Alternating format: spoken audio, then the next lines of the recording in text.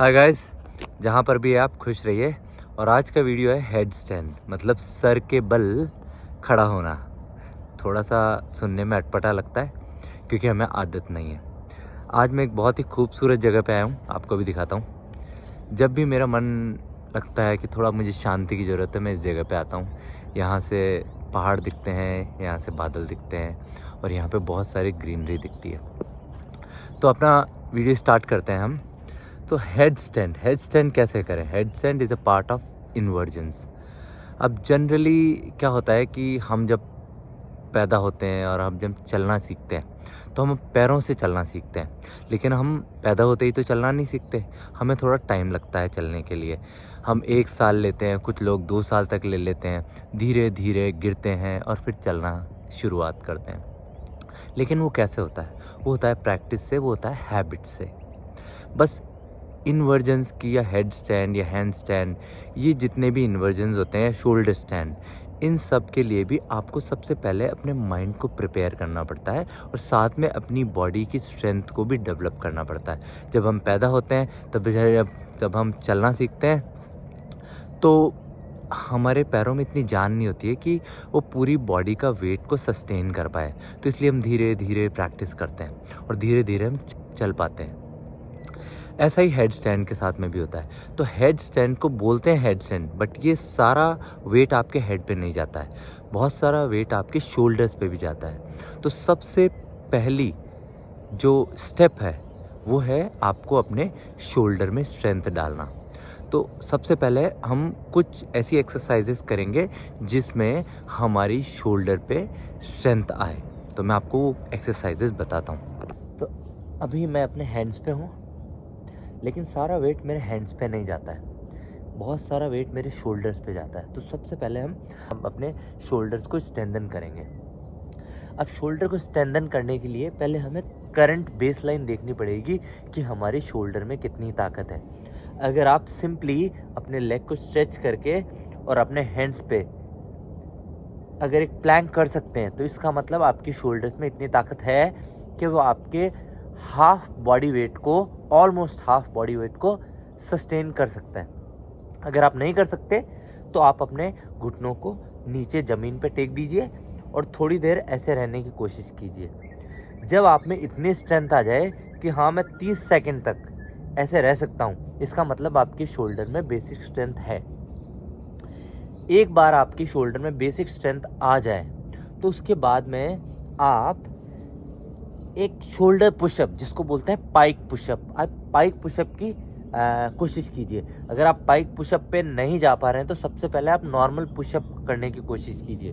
अगर आपकी बॉडी में स्ट्रेंथ है तो आप ये नॉर्मल पुशअप कर सकते हैं। अगर आपने नॉर्मल पुशअप नहीं कर पा रहे हैं तो अपने नीज को ग्राउंड पे लगा दीजिए और सिंपल नी पुशअप करने की कोशिश कीजिए। अगर आप नी पुशअप कर पा रहे हैं तो इसका मतलब आपकी बॉडी में थोड़ी स्ट्रेंथ है। एक बार आपने ये सेकंड स्टेप कर लिया तो थर्ड स्टेप आता है पाइक पुशअप। ये इसमें आपकी शोल्डर्स को स्ट्रेट कीजिए, अपनी लेग्स को स्ट्रेट कीजिए और अब instead of doing a normal pushup like this, we have to put our head in and we have to pushup like this. इस वाले पुशअप में जितनी भी आपकी स्ट्रेंथ है, it is coming out from your shoulder. जब आप इसके 10 पाइक पुशअप कर पाओ तो इसका मतलब आपकी बॉडी में इनफ स्ट्रेंथ आ चुकी है कि आप एक हेड स्टैंड के लिए रेडी हो। अभी एक बार आपकी शोल्डर में इतनी स्ट्रेंथ आ गई कि आपकी बॉडी वे को वो होल्ड कर सकते हैं, तो नेक्स्ट स्टेप आपका होता है आपके नेक और आपके हेड में इतनी स्ट्रेंथ होनी चाहिए कि वो आपकी बॉडी वेट को होल्ड कर सके। तो इसके लिए मैं हमेशा रेकमेंड करता हूँ कि आप सबसे पहले अपने नेक की स्ट्रेचिंग करना बहुत ज़रूरी है। अगर आपकी नेक की स्ट्रेचिंग नहीं करेंगे तो आपकी नेक में किसी भी तरह का कोई भी क्रैम्प आ सकता है, which could be painful to you. Okay, so इसलिए अपनी नेक की स्ट्रेचिंग ज़रूर कीजिए। स्ट्रेचिंग में आप simple back and fourth stretching कर सकते हैं और you can do a round stretching.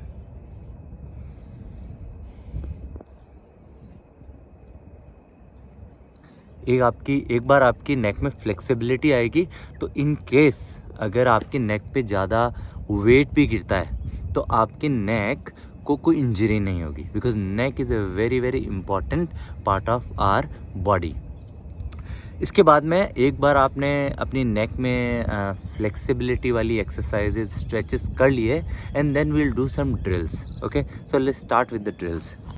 हम कुछ बेसिक ड्रिल्स करेंगे नेक और हेड की स्ट्रेंथनिंग के लिए। तो आप अपने हैंड्स को ऐसे होल्ड लाइक दिस, ओके, और इसको आपका जो फोरहेड है इस फोरहेड पे टच कीजिए। आपके forehead should touch the ground, okay, like this. And आपको सिंपली एक ड्रिल करनी है जिसमें आपको अपनी बॉडी को just move in line with your head. आप अपने लेग्स को थोड़ा सा क्लोज लेके आना है towards your head, okay.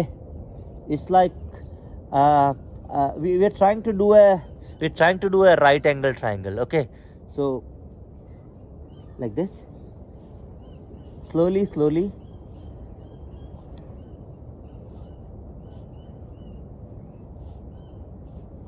5 to 7 reps कीजिए, 3 सेट। इससे धीरे धीरे आपकी नेक में, आपके हेड में उतनी स्ट्रेंथ आएगी कि वो आपकी बॉडी को होल्ड कर सकें। Let's try it again. So दूसरी चीज़ है माइंड। आप बोलोगे हेड स्टैंड में माइंड कैसा आया?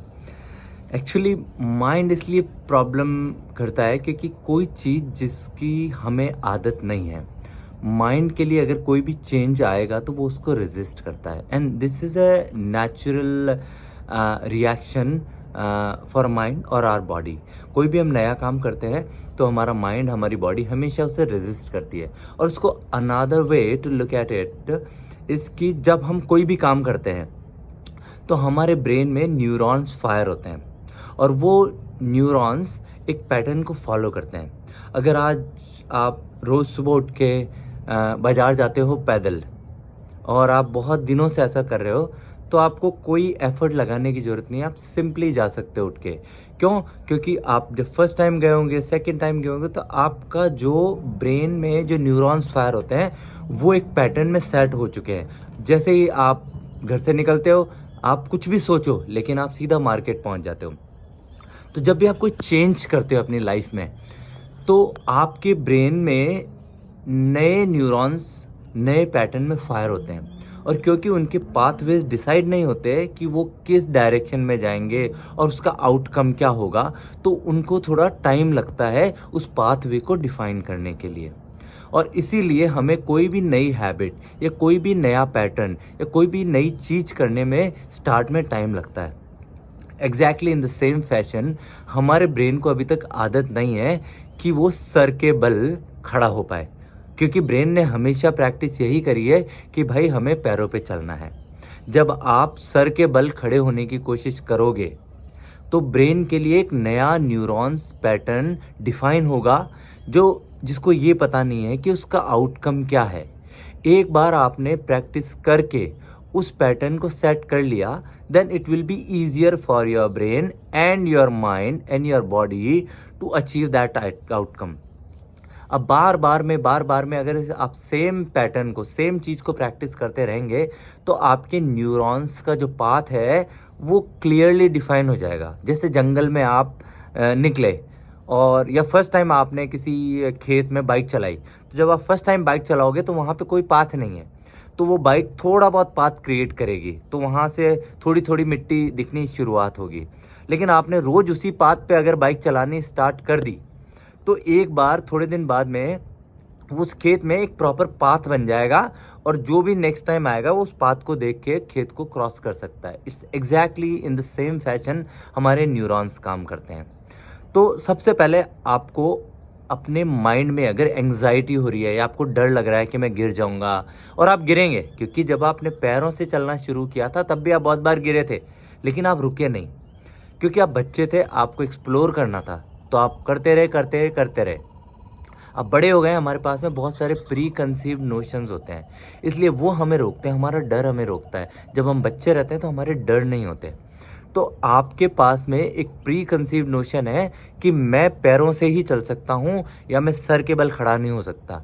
तो उसके लिए आपको एक एक्सरसाइज करनी पड़ेगी। Simply focus on your breathing, relax, accept it कि it will take some time और it's not a natural ways for human to stand on their head. So this is a perfectly normal thing. तो आप simply breathe कीजिए, अपनी breathing पे focus कीजिए, conscious breathing कीजिए, long deep breathing कीजिए। अगर आप लॉन्ग डीप ब्रीदिंग करते हैं तो आपका माइंड रिलैक्स होता है। जैसे आपका माइंड रिलैक्स होता है उसके बाद में आप अपनी ड्रिल्स स्टार्ट कर सकते हैं। So this pattern of neurons is a very important thing in the acceptance of the headstand. Last and the final is the practice. Perfection is not a goal here. Perfection is an outcome. Goal is to practice. आप जितना practice करेंगे उतना ही धीरे धीरे आपका head stand correct होने लगेगा। Generally लोग 1 महीना प्रैक्टिस करते हैं और फिर गिर जाते हैं, कुछ इंजरी हो जाती है, फिर छोड़ देते हैं। And you shouldn't do that. तब तक प्रैक्टिस करते रहिए जब तक आप नहीं कर पाते। एक बार आपने प्रैक्टिस कर ली, इनफ प्रैक्टिस कर ली, at least I would recommend you do it for at least 21 days. Daily 10 से 15 मिनट अगर आपने 21 डेज अगर प्रैक्टिस कर ली, then you should be in a respectable position to do your head stand. अगर आपने 66 डेज तक डेली अगर 5 to 7 मिनट प्रैक्टिस करी, I can bat that anybody can do a head stand. जब मैंने शुरुआत की थी तो मैं बहुत बार गिरा, मैंने बहुत बार कोशिश करी और I started very late in my life. So when I was like 34 something, I started 33 और 34 I started doing head stand. तो मुझे बिल्कुल भी आइडिया नहीं था। I just started doing it and slowly with practice I could do any kind of head stand, I can do it anywhere. So it's a practice. Last and the fourth thing, you have to believe that you can do it. अगर आप सोने से पहले जैसे आप सोने जा रहे हो तो अपने बेड पे अपने माइंड को रिलैक्स कीजिए, कम्प्लीटली ब्रीदिंग पे फोकस कीजिए 5 मिनट। उसके बाद में एक बार आपका माइंड रिलैक्स हो गया, उसके बाद में आप अपने इमोशंस के साथ में ये फील कीजिए कि आप हेड स्टैंड कर रहे हैं। You feel it with elevated emotions. You close your eyes, imagine your self doing a successful head stand with a proper clarity. Suppose आप बैठे हैं सिनेमा में और आपके सामने एक स्क्रीन है, उस स्क्रीन पे आप अपने आप को इमेजिन कीजिए कि आप हेड स्टैंड कर रहे हैं विद एलिवेटेड इमोशन। अगर आप ये एलिवेटेड इमोशंस के साथ, क्लैरिटी के साथ इमेजिन कर पाते हैं, then this will help you to have your head stand early. क्यों? क्योंकि ट्रिक ये है कि ब्रेन कभी भी ये डिफ्रेंशिएट नहीं कर पाता है। अगर एलिवेटेड इमोशंस के साथ किसी भी चीज़ को इमेजिन की जाए या विजुअलाइज की जाए तो ब्रेन ये सेपरेट आउट नहीं कर सकता कि what is real and what is imaginary. So guys, try this, keep practicing, and you can ask your question in the comments, how you're doing. Tell me about your progress. If you need any help, I can reply to your comments. But till then, जहाँ पर भी है खुश रहिए. That is the only goal of life.